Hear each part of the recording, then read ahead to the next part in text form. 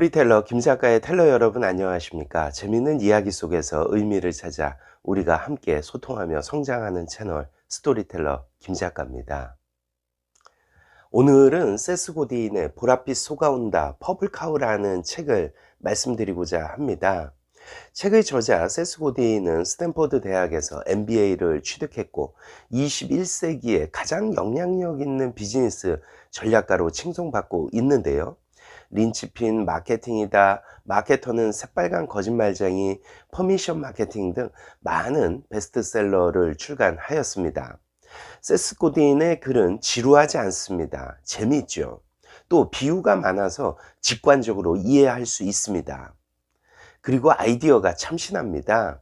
저자의 아주 독특한 생각과 관점을 함께 할 수 있어서 좋았는데요.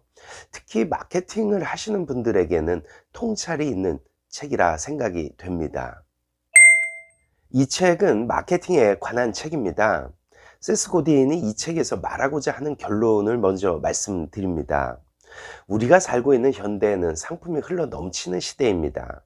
브랜드들의 피냄새가 나는 전쟁터이기도 하고요. 이러한 전쟁터에서 살아남기 위해서는 리마커블 해야 한다고 저자는 말합니다. 리마커블은 놀랄만한, 놀라운, 주목할 만한이라는 뜻의 형용사인데요. 현대의 상품은 그만큼 새롭고 흥미진진한 것이어야 한다는 의미입니다. 그래야 지금의 시장에서 살아남을 수 있다는 것이죠. 그래서 세스 고딘은 이러한 사실을 독자들에게 알려주고 리마커블하기 위한 전략과 전술을 이 책에서 이야기하고 있습니다. 그러면 먼저 왜 리마커블 해야 하는가입니다. 세상이 바뀌었기 때문이라고 세스 고딘은 말합니다. 과거 마케팅 법칙은 이랬죠. 안전하고 평범한 제품을 만들고 이를 위대한 마케팅과 결합하였습니다. 그러나 오늘날 마케팅은 이렇습니다. 리마커블한 제품을 창조하고 그런 제품을 열망하는 소수를 공략하는 것입니다. 마케팅의 출발점은 인지도, 호감도였습니다. 어떻게 하면 인지도를 높일까? 어떻게 하면 소비자들이 우리 제품을 좋아하도록 만들까? 이러한 것들이 마케터의 고민거리였죠. 그러면 이러한 고민이 지금의 시대에도 유효한가? 저자는 아니라고 단호하게 책에서 말합니다. 저자는 100대 브랜드의 예를 들고 있는데요. 이 중에 6개만이 최근에 등장해서 과거의 마케팅 법칙으로 성공했다는 것입니다. 6%만이 성공하고 있는 전략이 무슨 의미가 있겠냐는 것이 저자의 되물음입니다. 마케팅은 너무나 중요하기 때문에 마케팅 부서에만 맡길 수는 없다. 우리가 발명할 수 있는 것은 이미 모두 발명되었다. 책의 저자 세스 고딘은 미국의 로스앤젤레스에서 라스베가스까지 차를 몰았던 기억을 이야기합니다. 대자연을 처음 접했을 때의 느낌이란 웅장함 그 자체였습니다. 수백 마리의 솥대를 보면서 감탄 또 감탄하였죠. 하지만 20분이 지나지 않아 창밖의 풍경을 외면했다고 합니다. 가도 가도 끝없는 사막, 어느새 지루해지기 시작했기 때문이죠. 그런데 그 솥대 가운데에서 보랏빛 소, 퍼플카우가 있었다면 어땠을까? 갑자기 눈이 휘둥그레지고 몸을 벌떡 일으키게 될 것입니다. 저자는 바로 그러한 소에 대해서 이야기하고 있습니다. 마케팅에 종사하는 사람들은 지난 수년간 마케팅의 5P에 대해서 이야기합니다. P는 물론 5가지보다 많지만 사람마다 자기가 좋아하는 5가지를 내세우고 있지요. 그 가운데 몇 개를 뽑아보면 다음과 같습니다. Product, People, Price, Pricing, Promotion, Positioning, Packaging. 이 밖에도 더 많은 P가 있을 것인데요.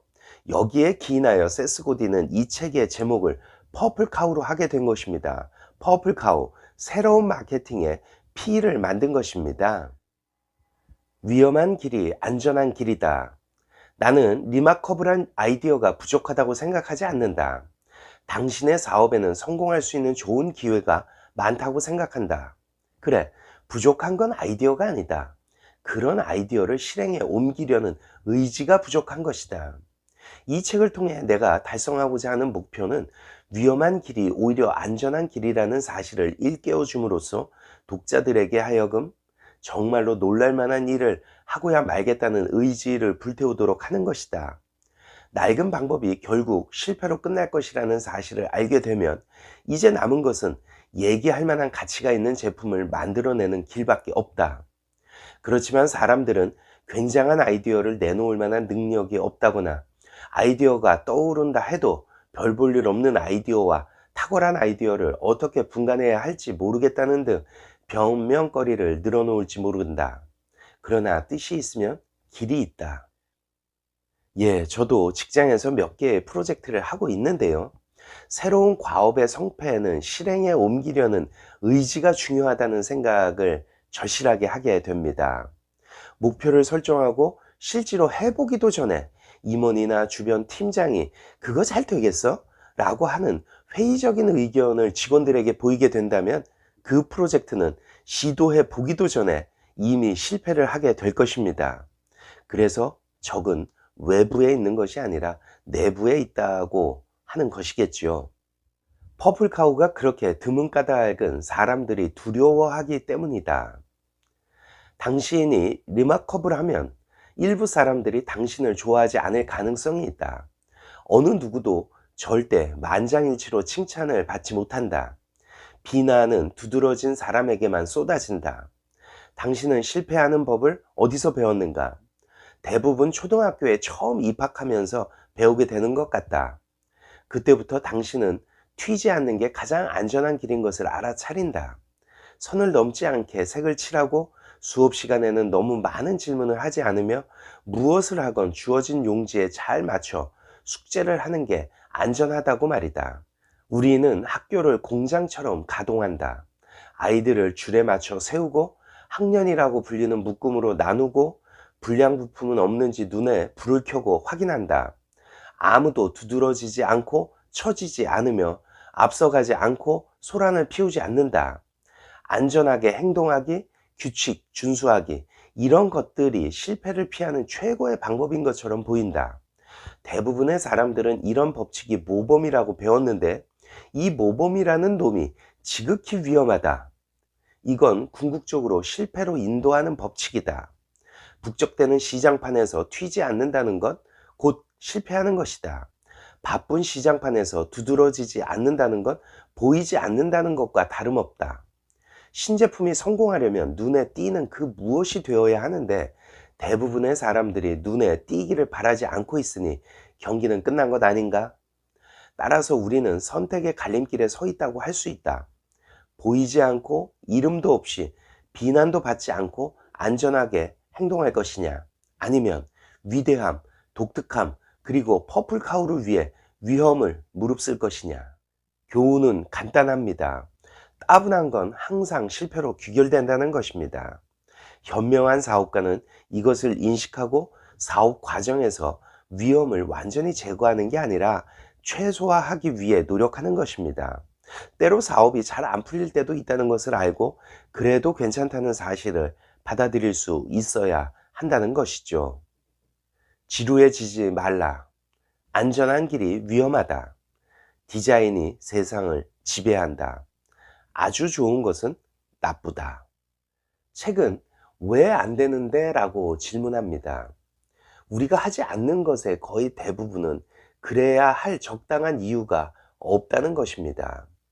우리가 하지 않는 것의 거의 대부분은 두려움이나 타성 또는 "왜 안 되는데를 과거에 물어본 일이 없기 때문에 빚어진 결과다라고 이야기합니다. 광고는 집어치우고 혁신을 시작하라. 여러분은 어떠신가요? 세스 고딘의 이야기에 공감하시는지요? 저는 100% 세스 고딘의 말에 동감합니다. 앞으로는 직장에서, 학교에서, 우리 가정생활에서 퍼플카우를 찾기 위해서 "왜 안 되지?" 자문하면서 생활해야 하겠다는 다짐을 하게 됩니다. 지금까지 재미있는 이야기 속에서 의미를 찾아 우리가 함께 소통하며 성장하는 스토리텔러 김 작가였습니다. 감사합니다.